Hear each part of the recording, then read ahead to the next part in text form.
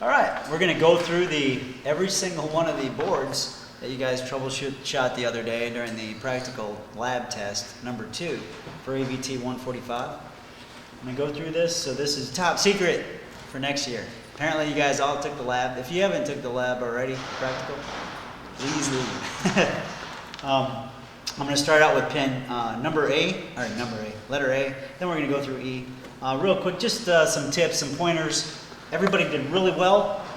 We're going to troubleshoot just to show you maybe some quicker methods, some things that might have made your job a little bit easier. So on A, if you remember, there's a transistor LED circuit.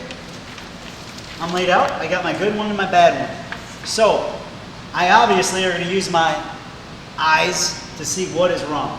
Well, my red LED isn't coming on. My red LED isn't coming on. Guess where I'm going to concentrate? Right away, I'm going to look at my LED. It's red, and it's being controlled by this transistor. The transistor leading right, and I'm calling it Q2. It's leading right up to the red LED.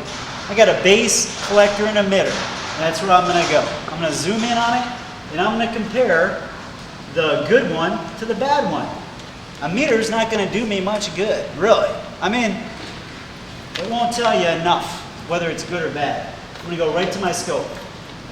Go to my scope, take channel 1, I'm going to put that on my bad unit.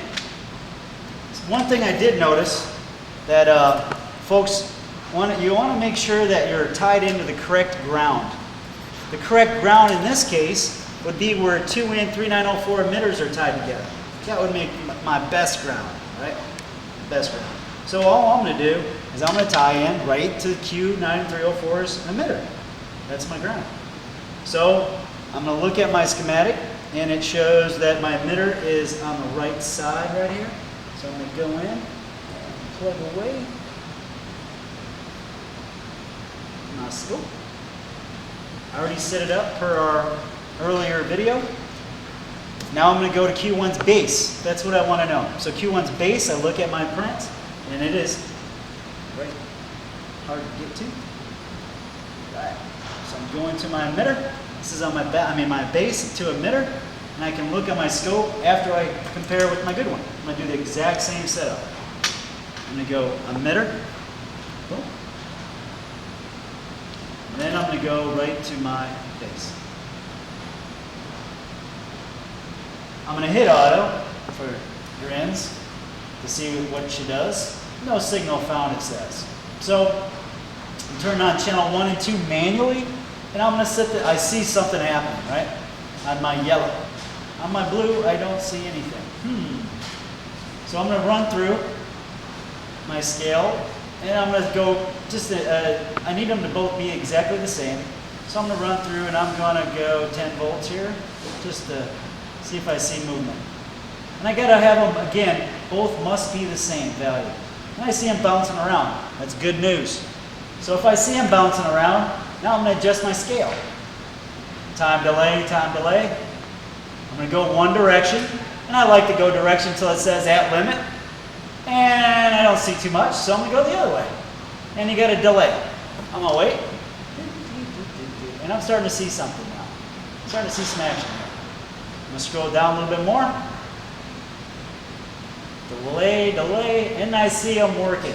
I see a couple things here. First of all, they're stacked on top of each other. So they look like the same signal though, exactly, but in order to know, I need to change one of the guy's positions here. So I'm going to move them. I moved them, and by God, it looks pretty much the same deal. What does that tell me? I'm connected to both bases, correct? I think, right? I'm hooked up both bases. The bases are good. So when I look here at my circuit, if my bases are getting the same exact signal, my output should be getting the same signal. Now my emitter is tied to ground. Connecting to my emitter won't tell me a great deal. So I need to connect to the collector. The collector, that's going to tell me if that transistor is turning on and off, right? So I'm simply going to go right to the collector.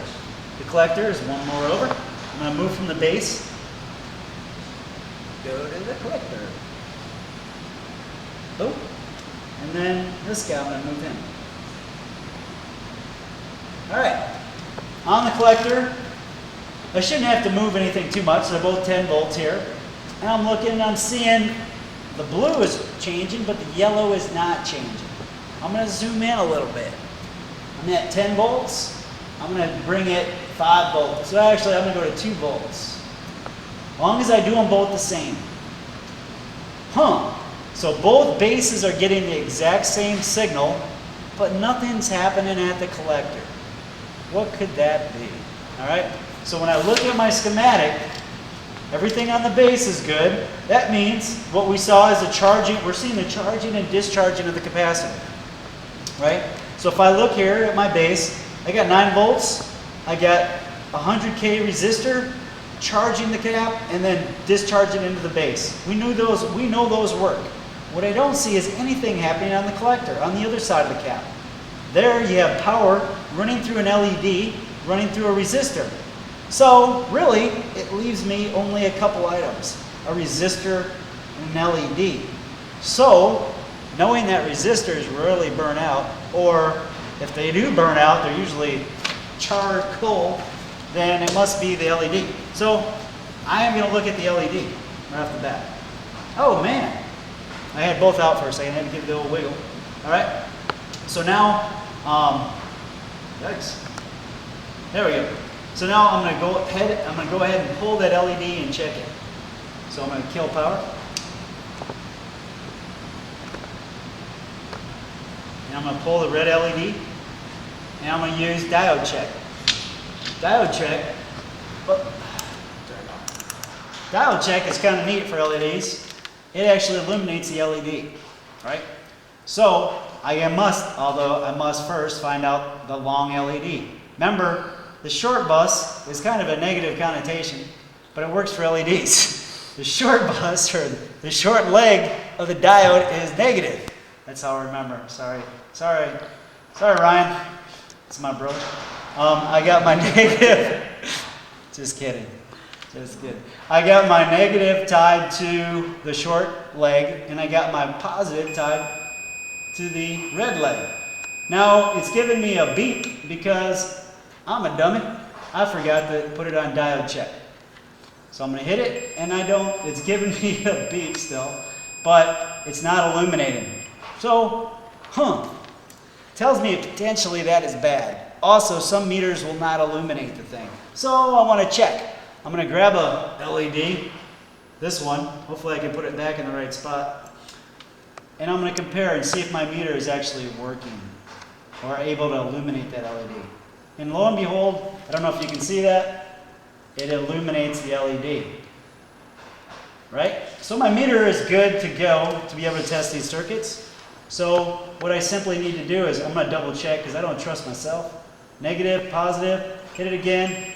And although it's beeping, saying it's shorted, it's not illuminating. So that tells me that LED most likely is bad. So I'm simply going to, you couldn't do this during the labs, I gave you another one.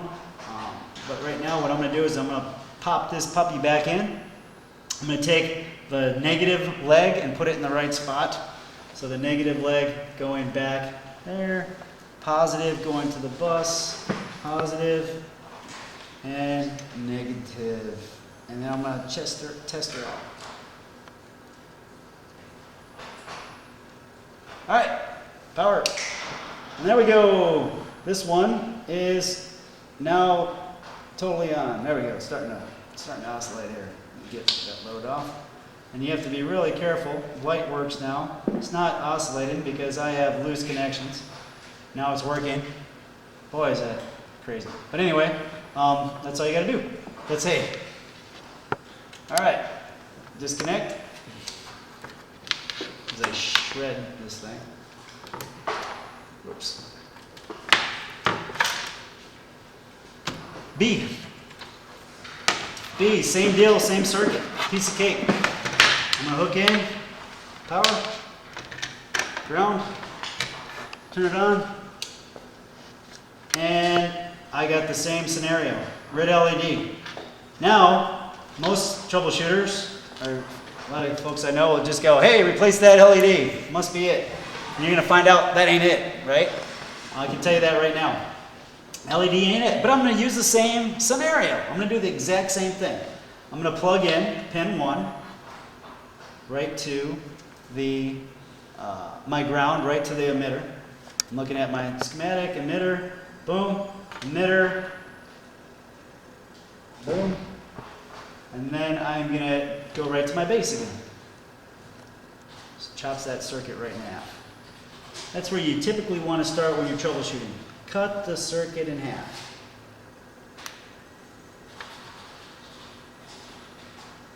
Scope. Scope. Right to my base. Good thing this is low voltage.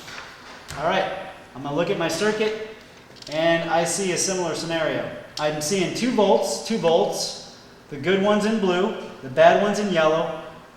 However, last one, on the base, I actually had the same thing, but nothing was happening at my collector. So now I got nothing at my base. That's not good. I'm going to compare, I'm going to look really close here.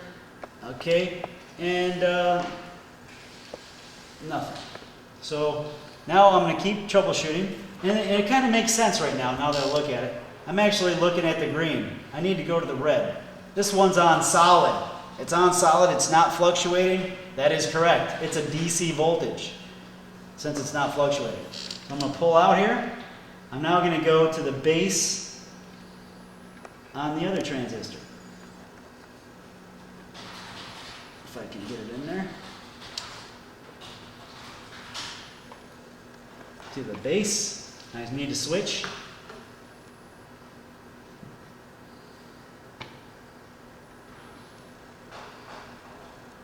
There we go. Base. And I got a good base, of course, on the good one that's flashing. On the bad one, it's just dead.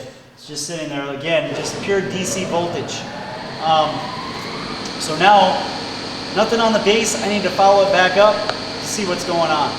So, do I have any voltage at all to that base? That's why I'm going to use my meter. I'm going to stay still connected right here. Go to my ground. I'm just going to use the same jumper. 9 volts. I'm hoping. 8 volts in this case. I got 8 volts. I'm going to go to the good one and compare. And it's flashing like it should. So I got a steady, right now I got a steady 8 volts going to the base of my transistor. So the resistor's good, transistor's good.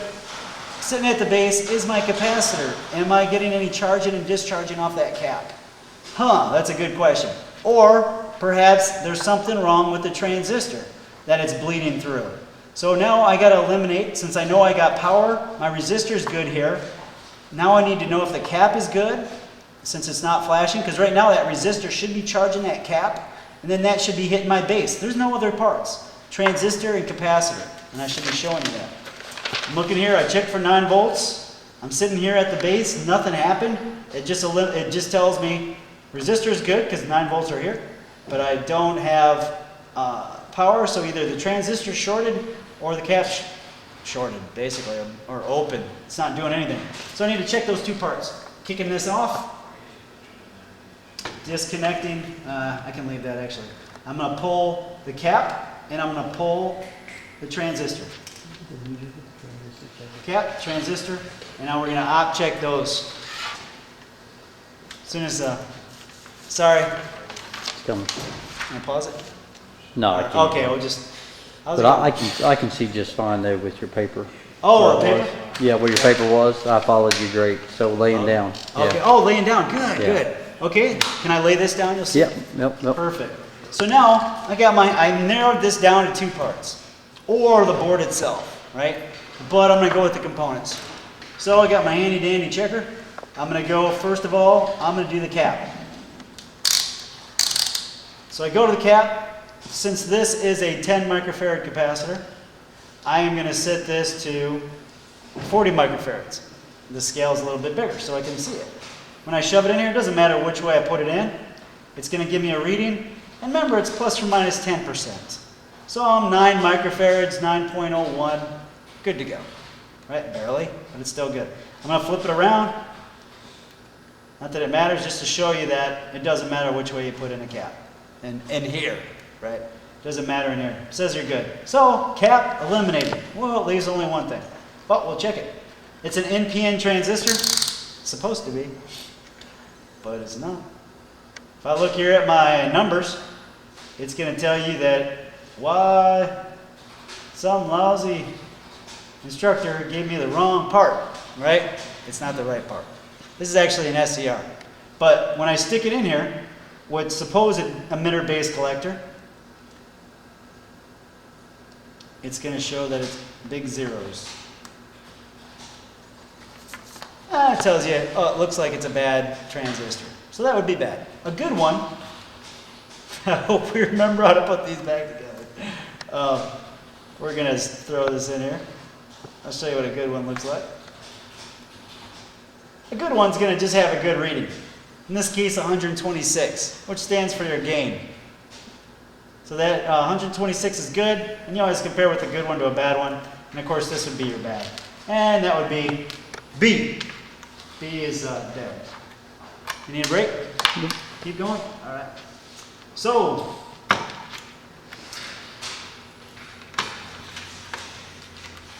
I gotta have my handy dandy lab techs fix this for me. There you go. All right, so that's what it feels like to be a student. Cool. All right, here you go. More pieces. All right, A, B, C, C. So now I got C. C, just like we rolled through with the troubleshooting, I'm going to connect power ground. Oop. And wow. All right. Wow. Looks like somebody sat on it. Okay, so now it's going to, hopefully, it's going to trigger. I got my good one on this side this time bad one on this side. So simple. The first things we had to do, if you remember, we started with a meter. I always start with ICs. That's just how I like to do it. I'm not saying you have to do this. I like to start out real easy. I like to keep it simple and just go right around that chip. Remember, I want to plug in my ground into the ground for the chip. That would be pin 1. That's the first thing I'm going to do. Pin 1 right now. So I know I wrote down earlier what I was supposed to have. So I go to pin 1, tied in. That's a good one. Whoops. Tie in the bad one, pin 1. I'm going to go around that chip and see what I have. So if I go pin 8, I should have both my VCC. I do, right? So pin 8, I got VCC. Good news. I don't know if you can see that. Can you see that? All right.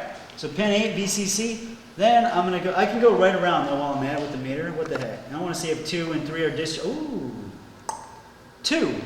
2, the trigger is at 7.9. If you remember, that's supposed to go between 3 and 6. I can go to a good one. Pin 1 should be tied in, both circuits. If you remember, pin 2 is going to be going between 3 and 6.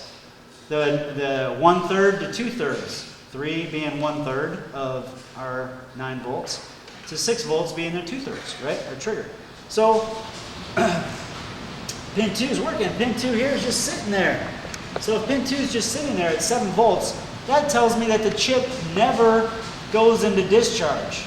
If it never goes to discharge, it's doing, the cap and resistor is doing its job. The 2 resistors and cap charged up, and that's what they're going to do. They're going to charge up from nothing, 0, and when it hits 6 volts, it's supposed to hit the threshold. The threshold then turns on the discharge, and the discharge then supplies a ground inside the chip to discharge the capacitor. It's just sitting here doing nothing. But let's go around the chip. So 2, I bet you 3, same thing, yeah. So 3 is just sitting there. The output's high. It doesn't know better to change because the system's not changing. 4 is my reset. That's important to know because the reset would cause that problem. The reset is an override, but the reset has power. So if reset has power, it's going to just follow the commands of pins 2 and 3. Pin 5, we don't really care. That's control. Pin 6, we do care because that's our threshold.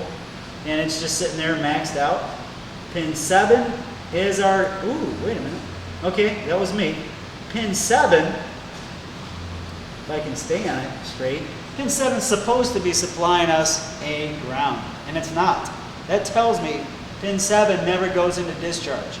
Although we hit the threshold, we gave the right reading to the threshold, pin 2 and 6, both over the threshold of 6 volts, 2/3. So pin 7 should have went low, and it didn't. The chip's bad. I already know that. I don't even need a scope. So pin 7 is over 6 volts. It's done. So that would be a bad chip. We can verify that by piggybacking the chip. So, Clay, could I get a 555? We're going to piggyback this chip, and when I piggyback it, without removing all this stuff, I'll see it change. It won't be the right time, by no means, because I'm putting another, remember parallel resistances? Well, a chip is nothing more than capacitors, transistors, resistors, diodes, all together in one simple package. So when I piggyback it, the time won't be right, but it should supply a discharge voltage. I could put a scope on this, but it really won't tell me too much because there's no changes. If you see rapid changes, when you see rapid changes, that is when you need to use a scope. No rapid change, don't need one. So I'm going to take my, thank you, Clay. I'm going to do this totally illegal, not using a wrist strap. And I'm going to squeeze the pins in just a hair so I can piggyback it. If you leave them flared out, nothing's going to happen. I'm going to power down. Piggyback means piggyback. It's just nothing more than sliding this simply right over the top. Now, it doesn't make a whole lot of sense to do this on a proto board because these are easily pulled out. However, I just want to show you what we do in the real world on circuit boards. You don't want to unsolder ICs for no reason. The problem, as you can see though, what can happen is you can short the legs together very easily. And that would not be good. Okay. And maybe. Oh, lordy. All right, let's try it. Missing. Oh, it is working. Yep. The time is off, of course, but you can see I'm getting my charge and discharge now. Time's off because the piggyback. But that tells you it's the IC. Make sense? All right. So now, turn it off. Safety first. Pull it off. That one's done. All right, C, done. D, I didn't trash this one, believe it or not. Cool. Okay, D, IC, cool. Same circuit. So now I'm going to connect my power source. Throw juice to her. No juice. Uh-oh.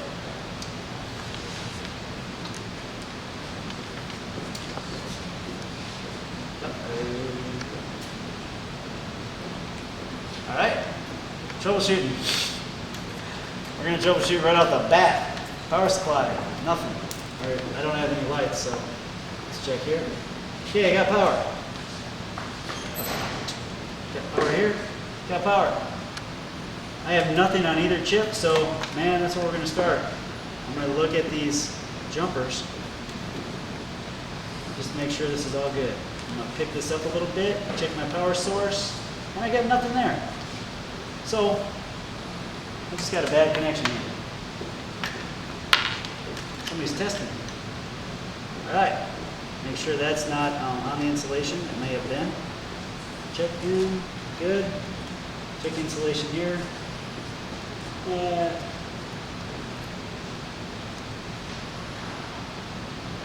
right.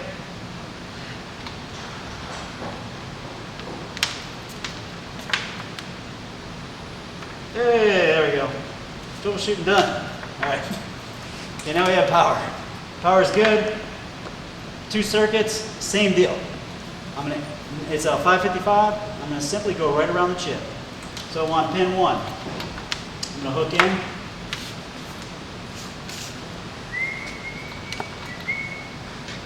Wow, what happened to my little jumper? Huh. All right. I'm gonna hook in like this. What's that? Oh, it's on the floor. There we go. All right. So I'm gonna go right around the chip. Pin 8, first thing. On the bad one. I got 8 volts, 9 volts. It's good. Pin 1, what do I have? Pin 1, 0. Very good. Pin 2, what do I have? Oh, did you see that? It just lit up when I touched pin 2. That's gonna come in. Keep that in mind in a second. Pin 2, when I release, nothing. What does 2 do? 2's the trigger. I'm going to go around the chip though. But 2 is the trigger, and what does my meter have in it? Voltage and current. So when I hit 2 with voltage and current, it actually works, sort of, kind of. It stays on. That tells you one thing right there too. It stays on too. So it's not building up to 6. 6 is what turns it back off. It stays on at 2 to 3 volts, and then when it hits pin 6, it tells the chip to discharge, right? Well, pin 6 isn't seeing it, but I'm going to go around. Pin 2, pin 3. Pin 3, big 0, no output. That makes sense. Pin 4, I should have my voltage, 9 volts. Pin 5, we do not care about, so pin 6. Whoa, I had some operation action there. So now I'm on the opposite side. I'm hitting 6. And I'm giving it the threshold, the 6 volts, and I'm going back and forth between here and here, and it started working. Something funky there. So 6, I'm going to go to 7. 7, I got 0, so it's 0, it's turned off, and then 8's power. So now I know when I touch 2 and touch 6, I can control it. 2, 6, I can control the chip. So that tells me that I'm not, first of all, I'm not receiving anything at 2. I go to 2, nothing there. So I need to go back. Where's 2 connected? 2 and 6 are connected together, first of all. And then it is connected to R2 and C1, my capacitor. So I want to follow that out. Jumper, jumper, jumper, capacitor, resistor. I'm going to go to that cap and see what I got. Huh, nothing at the cap. Nothing at the jumpers. Nothing anywhere. All right? So I'm going to follow back further. I'm going to go to pin 8, VCC. Pin 8. I got power there. And I'm going to look and see where it's connected. I got a resistor here. Resistor 8. I'm going to follow it through R1. R1, nothing. Nothing on the other side of R1. And that's the discharge side. Kind of makes sense. So then R1 and pin 4, I'm going to follow it out. Pin 4's got voltage. And again, 2. 2, there's the trigger. And I'm going to look 2 and just see where it follows out. And there's nothing here. So I got it on one side of the resistor, nothing on the other side. It's just an open circuit, essentially. If it's an open circuit, I suspect an open circuit. How do I check an open circuit? And resistance. So that's what I'm going to do. I'm going to turn this guy off. I got to disconnect all power sources before I check ohmage. And I want to read what's happening with 2. First of all, 2 and 6 should be connected. I'm going to go to ohms. And I got a lot of components in the circuit. So I should read something anyway. So I'm going to go pin 2 to pin 6. And it's kilo ohms, right? And you know why it's reading kilo ohms, 639 ohms. It's rising because there's a capacitor in the circuit. 2 and 6, though, is a straight shot. 2 and 6 doesn't go through capacitors. Least path of resistance, 2 to 6 should be good to go, right?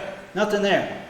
And I can simply then look physically on the board. 2 is going to a jumper, and so I'm going to go to the next spot where the jumper is. I'm going to go to the jumper to pin 6. Pin 6. Continuity there. That doesn't make sense. The jumper's right here next to the pin. I'm going to go back to the pin on pin 2. It's open. So, what am I going to do? I'm going to create a jumper. I'm going to go pin 6, if there's a slot. And then I'm going to go right to 2. I'm going to turn this on.